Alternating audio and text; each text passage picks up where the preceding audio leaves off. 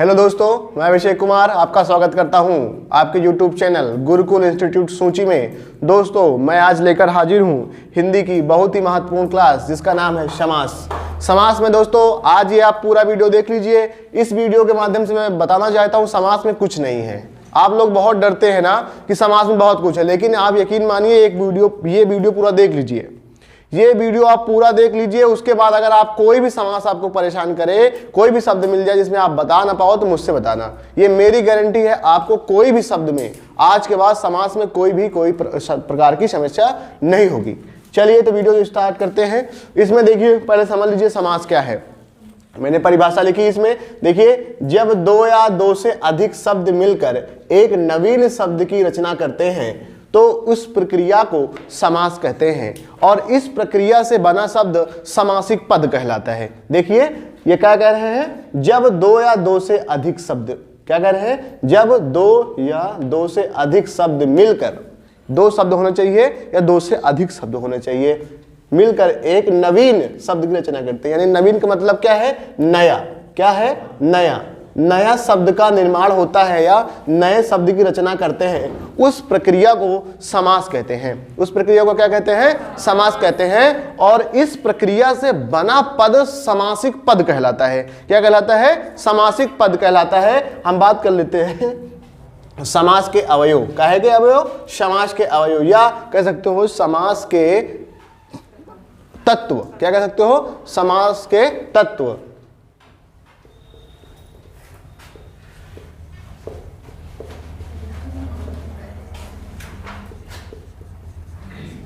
समास के अवयव, देखिए समास के मुख्य रूप से चार तत्व होते हैं। क्या होते हैं, चार तत्व होते हैं। आप लोगों ने पढ़ा होगा, सुना होगा जरूर से जरूर। जैसे एक पद होता है प्रथम पद, दूसरा होता है उत्तर पद, तीसरा होता है समस्त पद, और चौथा होता है समास विग्रह। क्या होता है, समास विग्रह। ये समास के अवयव हैं। क्या है, हर एक समास में, हर एक शब्द में जो जिसका निर्माण समास की प्रक्रिया से हुआ है। देखिए आप पढ़ेंगे समास, संधि, उपसर्ग, प्रत्यय, ये शब्द बनाने की एक प्रक्रिया है। क्या है, शब्द निर्माण करने की एक प्रक्रिया है। इसी को हम लोग समास कहते हैं, संधि कहते हैं, उपसर्ग कहते हैं, प्रत्यय कहते हैं। तो शब्द कैसे बनते हैं, इन्हीं सब प्रक्रियाओं से शब्द का निर्माण होता है।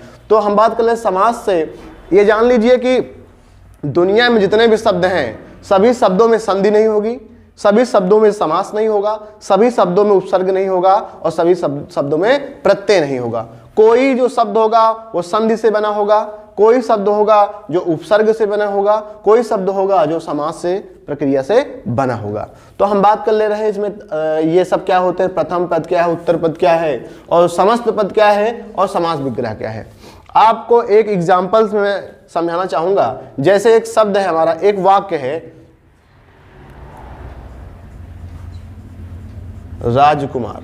क्या है, राजकुमार। राजकुमार में देखिए दो शब्द हैं, एक राज है, एक कुमार है। जब ये वाला शब्द है, इसको हम कहेंगे प्रथम पद। क्या कहेंगे, प्रथम पद। क्या बोलेंगे इसको, राज को क्या बोलेंगे, प्रथम पद। और बात करें कुमार को, तो इसको बोलेंगे इसको बोलेंगे उत्तर पद। क्या बोलेंगे, उत्तर पद। क्या बोलेंगे, उत्तर पद। और ये दोनों राज और कुमार जो दोनों हैं, इसको मिला के बोलेंगे तो कहलाएगा समस्त पद। क्या कहलाएगा, समस्त पद कहलाएगा। क्या कहलाएगा, समस्त पद कहलाएगा। और हम इसको अगर खोल के लिख देते हैं, यानी कि फैला कर लिख देते हैं, क्या करते हैं, फैला कर लिख देते हैं, या कह सकते हो खोल के लिख देते हैं, तो उसको कहते हैं समास विग्रह। यानी हो जाएगा राजा का कुमार। इसको हम फैला कर लिख दिए तो क्या हो जाएगा, राजा का कुमार। क्या हो जाएगा, राजा का कुमार। ये जो राजा का कुमार हो जाएगा, ये क्या है, समास विग्रह है। ये प्रथम पद, ये उत्तर पद, ये समस्त राजकुमार पूरा, और समास विग्रह क्या, ये राजा का कुमार। इतनी बात समझ में आई कि नहीं आई, आई ना, एकदम व्यवस्थित तरीके से आई। चलिए और आगे देख लेते हैं, इसको मिटा दिया जाए, ठीक है।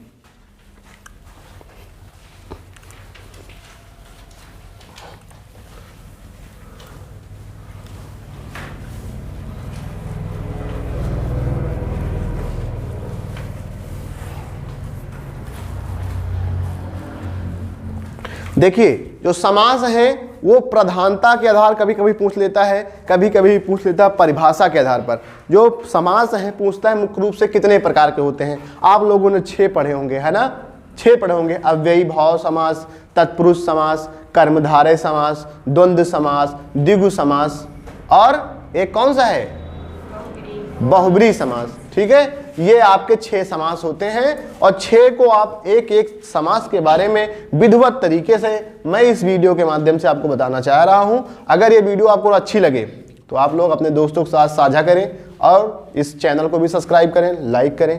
आप मुझसे बेहतर जानते हैं सब चीज़ें, ठीक है, तभी ये क्या हो सकता है, ये आप भी समझ पाओगे चीज़ों को और मैं भी, मुझे भी अच्छा लगेगा पढ़ाने में। ठीक है, मैं अपनी पूरी जान लगा दूंगा आपको ये सब चीज़ समझाने में पूरी, कोई भी कसर नहीं छोड़ूंगा मैं। ठीक है, और ये मान चलिए कि ये वीडियो आप पूरी देख लेंगे तो आपको डर जो समास का भरा रहता है बच्चों के अंदर वो दूर हो जाएगा। ठीक है, तो देख लीजिए, समास को हमने बताया क्या है। समास मुख्य रूप से होते हैं 4 प्रकार के। कितने आधार पर, प्रधानता के आधार पर। कितने आधार पर, प्रधानता के आधार पर 4 होते हैं और परिभाषा के आधार पर कह सकते हैं 6 प्रकार के होते हैं। ठीक है, कितने होते हैं, 6। तो एक एक समास समझ लेते हैं। पहले हम लिखते हैं जैसे अव्ययी भाव समास। कौन सा नाम, अव्ययी भाव समास।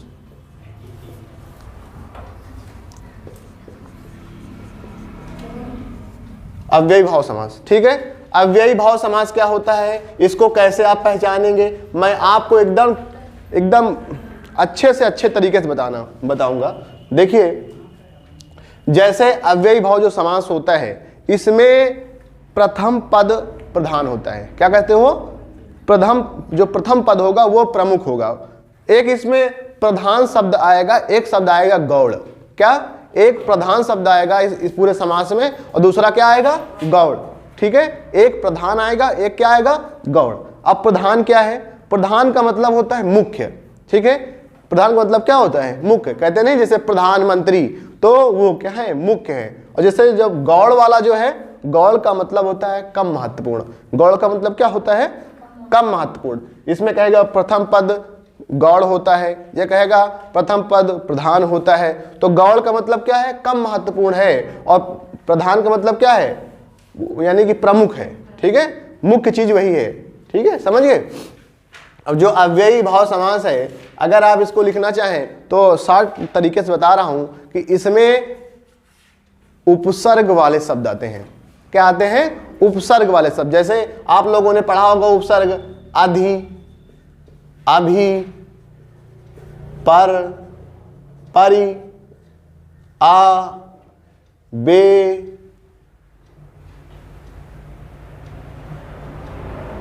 न। ठीक है, ये सब जैसे शब्द बहुत सारे, संस्कृत में जैसे उपसर्गों की संख्या 22 है, हिंदी में आपके कितने उपसर्ग हैं, 13, उर्दू में 17 उपसर्ग हैं। ठीक है, तो जो 17, 13, 22 उपसर्ग हैं, इनको आप समझ लीजिए, पढ़ लीजिए, तब देखेंगे कि जो अव्ययी भाव समास है आपको एकदम अच्छे समझ में आ जाएगा। जैसे ये अधि से बना है, इसमें हम एक शब्द जोड़ दे रहे हैं। देखो, हम शब्द निर्माण करके आपको बता रहे हैं उपसर्ग। अभी मैं उपसर्ग नहीं पढ़ा रहा हूं, सिर्फ आपको समास समझा रहा हूं, लेकिन कुछ बातें हैं जो आपको समझनी पड़ेगी। जैसे अधि है तो इसमें हमने जोड़ दिया क्या, अधि, एक शब्द जोड़ दिया कार, तो क्या बन जाएगा, अधिकार बन जाएगा। क्या बन जाएगा, अधिकार बन जाएगा। और हमसे कोई पूछ ले कि अधिकार में कौन सा समास है, तो अव्ययी भाव समास है। क्यों, क्योंकि ये अधि उपसर्ग के सहायता से इसका निर्माण हुआ है। उपसर्ग वाले जितने भी शब्द हैं, उपसर्ग वाले जितने भी शब्द हैं, सब में क्या है, अव्ययी भाव समास है। अगर हम कहें अभी, जैसे इसमें जोड़ लें एक शब्द मान, तो क्या बन जाएगा, अभिमान बन जाएगा। ठीक है, क्या बन जाएगा, अभिमान बन जाएगा। और अभिमान में पूछ ले हमसे कौन सा उपसर्ग है, या कह सकते हो उपसर्ग अभी है और उपसर्ग इसमें कौन सा समास है, तो अव्ययी भाव समास हो जाएगा। जैसे एक हमारा शब्द है भ्रमण, इसमें हम जोड़ दे भ्रमण, तो क्या हो जाएगा, परिभ्रमण हो जाएगा। क्या हो जाएगा, परिभ्रमण हो जाएगा। परि मतलब होता है चारों ओर, भ्रमण मतलब होता है घूमना। जो चारों ओर घूमता है वही क्या कहलाता है? परिभ्रमण कहलाता है ना। जैसे एक शब्द जोड़ दे इसमें नाम, क्या जोड़ दे? नाम, और ये क्या बन जाएगा? आनाम बन जाएगा। क्या बन जाएगा? आनाम बन जाएगा। ऐसे इसमें भी जोड़ दे क्या? नाम, तो क्या बन जाएगा? बेनाम बन जाएगा। ठीक है ना।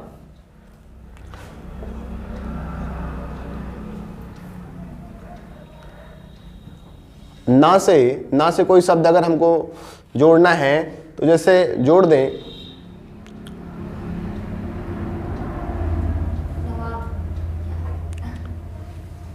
बताइए कौन सा जोड़ दें? काम जोड़ दें तो क्या बन जाएगा? ना काम बन जाएगा ना। ठीक है, तो ऐसे शब्द अगर मिल जाएंगे तो आपको क्या समझ में आएगा? अव्ययी भाव समास है इसमें। और एक चीज इसमें और आती है, इसमें आता है कि कोई शब्द बार बार आता है, शब्दों की आवृत्ति होती है। क्या होती है? जैसे दिन दिन, हमसे पूछ लिया जाए दिन दिन में कौन समास है, क्या पूछ लिया जाए? दिन दिन में कौन समास है, तो आपको बताना है अव्ययी भाव। दिन दिन हो गया, रात रात हो गया, एक एक हो गया, दो दो हो गया, चार चार हो गए, पांच पांच हो गया। जब कोई शब्द लगातार आता है तो अव्ययी भाव समास होता है। ठीक है, इतनी बात क्लियर? मिटा दिया जाए, इसको मिटा दिया जाए। ठीक है, अव्ययी भाव समास क्लियर? क्यों भाई? अव्ययी भाव समास क्लियर? ठीक।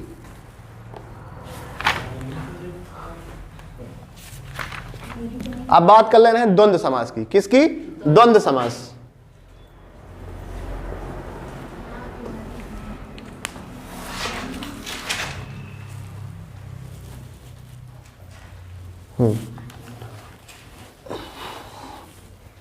बात किसकी कर ले हम लोग? द्वंद्व समास की। ठीक है, द्वंद्व समास। द्वंद्व समास क्या होता है? द्वंद्व समास में इसमें विलोम शब्द आता है। क्या आता है? विलोम शब्द। द्वंद्व का मतलब होता है लड़ाई झगड़ा। क्या होता है? लड़ाई झगड़ा। क्या होता है? लड़ाई और झगड़ा। तो जान लीजिए कि जिसमें भाई देखिए द्वंद्व मतलब क्या होता है? लड़ाई। और लड़ाई होता है, लोग क्या हो जाते हैं? विपरीत हो जाते हैं। जैसे पति पत्नी में लड़ाई हुई तो क्या होगा? दोनों अलग अलग हो जाए, एक दूसरे के अपोजिट हो जाएंगे। ठीक है, तो इसमें विपरीत वाले शब्द आते हैं। क्या आते हैं? विपरीत वाले शब्द। जैसे दिन रात हो गया, ठीक है, रात दिन हो गया, धरती आकाश हो गया, दाल रोटी हो गया, है ना, महिला पुरुष हो गया, लड़का लड़की हो गया, पुत्र पुत्री हो गया। जो भी विपरीत वाले शब्द हैं, क्या है? विपरीत। तो कौन समास होगा? विपरीत वाले में, विपरीत वाले शब्द में कौन सा समास होगा? द्वंद्व समास होगा। या इसको आप क्या समझ सकते हो? विलोम। क्या? विलोम शब्द जहां मिल जाए, जहां भी आपको विलोम मिल जाए, वहां आपका समास कौन सा हो जाएगा? द्वंद्व समास हो जाएगा। कौन समास हो जाएगा? द्वंद्व समास हो जाएगा। ठीक है, इतनी बात क्लियर हुई कि नहीं हुई? क्लियर हुई इतनी बात? कौन समास हो जाएगा जब विपरीत शब्द मिल जाएंगे? द्वंद्व। जैसे बताइए, दिन रात, है ना, माता पिता, आकाश पाताल। ठीक है, जहां विपरीत मिले तुरंत क्या कर दो भैया? द्वंद्व समास कर दो। ठीक है, बात समझ में आई? ठीक, मिटा दिया जाए इसको भी। ठीक,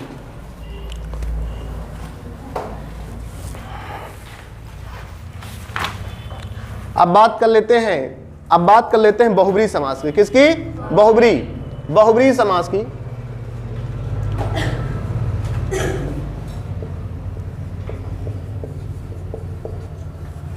बहुब्री समास क्या होता है ये समझिए। देखिए, अव्ययी भाव जो समास मैंने आपको बताया उसमें पहला पद प्रधान होता है। क्या होता है? पहला पद प्रधान होता है। जो मैंने आपको द्वंद्व बताया, द्वंद्व में दोनों पद प्रधान होते हैं। ठीक है, द्वंद्व में क्या होते हैं? दोनों पद प्रधान। जैसे कहें धरती आकाश, धरती आवश्यक है कि आकाश आवश्यक है? अगर आकाश नहीं होगा तब भी प्रॉब्लम, धरती नहीं होगी तब भी प्रॉब्लम है। अगर हम कहें दाल रोटी, अगर दाल खाएं कि रोटी खाएं, तो दोनों आवश्यक हैं। दाल भी जरूरी है और रोटी भी आवश्यक है ना। तो कह सकते हैं कि दोनों प्रधान हैं। दोनों शब्द क्या है? प्रधान है। अब बहुब्री में क्या है? कौनों पद प्रधान नहीं है। इसमें दोनों पद अप्रधान है, दोनों पद गौड़ है। कोई तीसरे पद की प्रधानता बताया जाएगा। क्या बताया जाएगा? तीसरे पद की प्रधानता बताई जाएगी और सबसे शॉर्ट ट्रिक है इसमें कि इसमें पर्यायवाची शब्द आएंगे। क्या आएंगे? पर्यायवाची शब्द आएंगे, जैसे लंबोदर, गणपति, गजानंद, दशानंद, ये सब क्या आएंगे? सब पर्यायवाची शब्द आएंगे। जहां भी पर्यायवाची शब्द आपको मिल जाए सीधा आप करके आइएगा क्या? बहुब्रीहि समास। ठीक है, कौन समास हो जाएगा?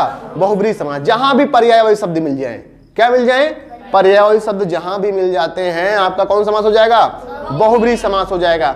मैंने बताया जैसे बहुत ज्यादा, अभी एक समास आएगा दिगु, दिगु। ठीक है, अभी पहले इसकी बात कर लेते हैं, इसकी बात कर लेंगे तो फिर उसकी बात करेंगे। ठीक है, तो ये समास आएगा क्या? बहुब्रीहि। बहुब्रीहि में आप जितने भी या समझिए भगवान के नाम हैं, ठीक है, यानी कि पर्यायवाची शब्द जैसे जलज हो गया, पंकज हो गया, ये सब क्या है? बहुब्रीहि समास के अंतर्गत आएंगे। लंबोदर हो गया, त्रिनेत्र हो गया, दशानन हो गया, है ना, ये जितने भी हैं ये सब क्या आ जाएंगे? बहुब्रीहि के अंतर्गत आ जाएंगे। कौन से शब्द आएंगे बहुब्रीहि के? पर्यायवाची शब्द। और उसमें दिगु में क्या आएगा? विलोम शब्द। ठीक है, और उस सॉरी कौन किसमें? द्वंद्व में क्या आएगा? विलोम शब्द आएंगे। द्वंद्व में कौन सा आएगा? विलोम शब्द आएंगे। और अव्ययी भाव समास में क्या आएगा? उपसर्ग आएगा, उपसर्ग आएगा। ठीक है, अब अव्ययी भाव में क्या आएगा? उपसर्ग आएगा। पहले तो बताओ अव्ययी भाव में क्या आएगा? फिर द्वंद्व में क्या आएगा? विलोम आएगा। और बहुब्रीहि में क्या आएगा? ठीक, इतनी बात क्लियर होगी? चलिए ठीक है, मिटा दिया जाए ना इसको। अब बात करते तत्पुरुष की। किसकी? तत्पुरुष समास।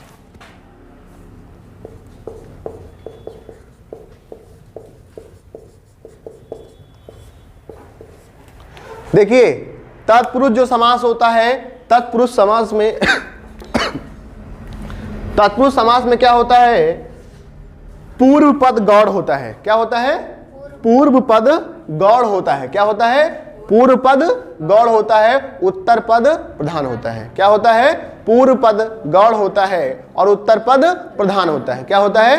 पूर्व पद गौड़ होता है और उत्तर पद प्रधान होता है। इसमें पता है क्या आता है? कारक चिन्ह आते हैं। इसमें क्या आता है? कर्ता ने कर्म को करण से के द्वारा संप्रदान को के लिए, ये सब आएंगे। जहां जैसे कहे गगन चुंबी, क्या बोल दें? गगन चुंबी। क्या बोल दें? गगन। ठीक है, इसको हम एक में कर देते हैं। तो गगन चुंबी, तो क्या हो जाएगा? गगन को चूमने वाला, को चूमने वाला आ रहा ना, गगन क्या बोलना चाहिए हमको? न। ठीक है, गगन चुंबी। क्या है ये? गगन चुंबी। ठीक है, तो गगन को चूमने वाला। देखिए तत्पुरुष समास में क्या आएगा? सबसे पहले कारक चिन्ह आएंगे। क्या आएंगे? कारक चिन्ह आएंगे। आपको कारक चिन्ह याद होना चाहिए। ठीक है, जैसे आप लोगों ने बचपन में पढ़ा होगा, कर्ता ने कर्म को, है ना, ये वाली लाइनें पूरी आपको याद होनी चाहिए। ठीक है, अब कारक चिन्ह आएंगे और कारक चिन्ह के नाम पर इसके पार्ट हो जाते हैं 6। कितने हो जाते हैं? यानी कारक चिन्ह कितने होते हैं? हमारे 8 होते हैं। कारक चिन्ह कितने होते हैं? 8 होते हैं। लेकिन उसमें जो कारक चिन्ह होता है पहला वाला और अंतिम वाला, संबोधन और कर्ता। संबोधन और कर्ता नहीं रहेगा और बीच वाले रहेंगे, यानी कर्ता नहीं रहेगा। कर्ता के बाद कौन आता है? कर्ता ने। कर्म को, कर्म से शुरुआत होगा। किस में शुरुआत होगा? कर्म। इसमें कहेंगे, जैसे कह दिया जाए हमको, जैसे कहें गगन को चूमने वाला, है ना, गगन को चूमने वाला, तो इसमें को आ रहा है ना, को आ, गगन को, इसका समास विग्रह करने में क्या रहा? गगन को आ रहा। तो को का मतलब क्या है? ये है कौन सा? तत्पुरुष तो है। तत्पुरुष में मैंने 6 पार्ट बताया आपको, वही कारक के जो चिन्ह है उसी के नाम पर। जैसे कर्म तत्पुरुष, कर्म तत्पुरुष, अधिकरण तत्पुरुष। ठीक है, जो कारक चिन्ह में आते हैं, कारक चिन्ह जो आते हैं आपके में हो गया, है ना, तो उसी के नाम पर तत्पुरुष समास का भी नाम पड़ जाता है। ठीक है, बात समझ में आई? कारक चिन्ह आपके कितने होते हैं? 8। और पहला यानी कर्ता ने और अंतिम संबोधन का ये नहीं रहेगा। और बाकी जो बीच वाले में दूसरा, चौथा, पांचवा, छठवां, सातवां तक वो रहेंगे। यानी कि 6 प्रकार के तत्पुरुष समास होते हैं। कितने प्रकार के होते हैं? 6 प्रकार के। लेकिन आपको जान लो, खाली अगर ये पूछ ले कि इसमें कौन समास है, जब कोई इसमें पार्ट ना पूछे, खाली पूछे कि जैसे बहुविकल्पी में जैसे कह दिया जाए गगनचुंबी, है ना। अब इसमें कह दिया जाए तत्पुरुष समास है, बहुब्रीहि समास है, अव्ययीभाव समास है, द्विगु समास है, तो आपको क्या टिक करना पड़ेगा? तत्पुरुष टिक करना पड़ेगा। अगर इसमें तत्पुरुष के पार्ट में पूछ लिया जाएगा तब कारक चिन्ह की आवश्यकता पड़ेगी, ठीक है। तो आपको क्या बताएंगे आप? कर्म तत्पुरुष हो जाएगा, ठीक है। बात समझ में आई? ये तत्पुरुष भी आपका खत्म। अब अगला समास की बात करते हैं, मिटा दिया जाए इसको के बचे हैं कौन कौन से? द्विगु और कर्मधारय। कौन कौन समास बचे हैं? द्विगु और कर्मधारय। कौन कौन समास बचे हैं? द्विगु और कर्मधारय। देखिए द्विगु समास, ठीक है, द्विगु समास और कर्मधारय समास। देखिए द्विगु जो होता है वो संख्यावाची होता है। क्या होता है? क्या आता है? इसमें जो पूर्व पद होगा उसमें संख्याओं का बोध होगा। क्या होगा? जो पूर्व पद होगा यानी जो पहला संख्या, जो शब्द के पहला वर्ण होगा उसमें संख्याओं का बोध होगा। क्या होगा? जैसे चौराहा, तो 4 राहों का समूह, तो 4 संख्या है, ठीक है। तो चौराहा, दो राहा, तिराहा, पंचराहा, जो भी होगा, है ना, पंचमुख, षष्ठमुख। अगर लेकिन ये समझ लीजिए अभी इसके थोड़ा सा इस अपवाद है। अपवाद क्या है? कभी कभी एक शब्द में 2 से अधिक समास हो सकते हैं, 3 भी हो सकते हैं, ठीक है। आपको कैसे डिफाइन करना मैं अभी लास्ट में बताऊंगा, पूरे इसको देखेंगे जरूर, ठीक है। जो संख्यावाची होता है इसमें, जैसे हमने बताया चौराहा, दो राहा, तिराहा, है ना, तो इसमें क्या आ जाएगा? ये आ जाएगा द्विगु समास, ठीक है। समझे बात? चौराहा में समास क्या हो जाएगा? दो राहा में क्या हो जाएगा? ठीक है, समझ गए। और बहुत सारे शब्द हैं, क्योंकि सब यहाँ समय के बहुत ज़्यादा मायने हैं, क्योंकि आप जिन लोग ज़्यादा वीडियो देखते नहीं हैं, ठीक है। तो इस वजह से बहुत शार्ट में बता रहा हूँ। और अगर आपको ज़रूरत है तो आप कमेंट करिए, कोई भी सब्जेक्ट हो, कोई भी उसमें चैप्टर हो, मैं पढ़ाऊँगा आपको, ठीक है। विधिवत तरीके से पढ़ाऊँगा, चाहे GS हो, चाहे रीजनिंग हो, चाहे मैथ हो, चाहे जो भी सब्जेक्ट। हिंदी तो मैं पढ़ा ही रहा हूँ अभी, ठीक है।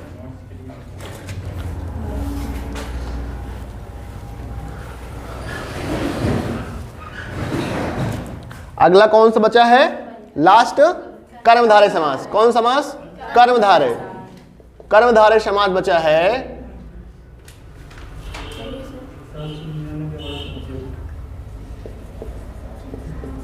ठीक, कौन समास बचा है? कर्मधारय। इसको समझ लीजिए, कर्मधारय क्या होता है?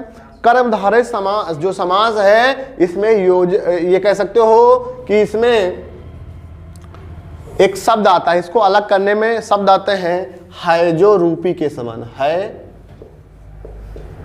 जो रूपी के समान। क्या आता है जो रूपी के समान। जैसे कहें चरण कमल। चरण कमल, क्या बोले? चरण कमल, यानी कि चरण मतलब पैर होता है, बोल सकते हो आप, है ना। चरण किसके समान? कमल के समान। तो क्या रहा? ये कह सकते हो चरण कमल रूपी चरण, है ना, कमल के रूप में चरण, है ना। तो रूपी के समान आता है ना, कमल के रूप में चरण। जैसे कह सकते हो मृग नयनी। क्या कह सकते हो? मृग नयनी। मृग मतलब क्या होगा? हिरण, और नयनी मतलब नेत्र को नयनी बोलते हैं ना। तो क्या आ जाएगा इसमें? हिरण क्या होगा? हिरण, और उसके किसके समान है? जो आंख है, यानी कि आंख को बोलेंगे क्या? मृग, है ना, मृग बोलेंगे। मृग नयनी, आंख को बोलेंगे नयन, ठीक है। और मृग मतलब हिरण, यानी कि हिरण की आंखों के समान। के समान क्या आ जाएगा? के समान, ठीक है। समझिए, ये आपका पूरा समास खत्म होता है। इसमें बहुत सारे शब्द आएंगे, आपको PDF मिल जाएगी इसकी। टेलीग्राम चैनल ज्वाइन कर लीजिए, सारा कुछ आपको PDF नोट सारा कुछ मिलता रहेगा। Thank you for watching.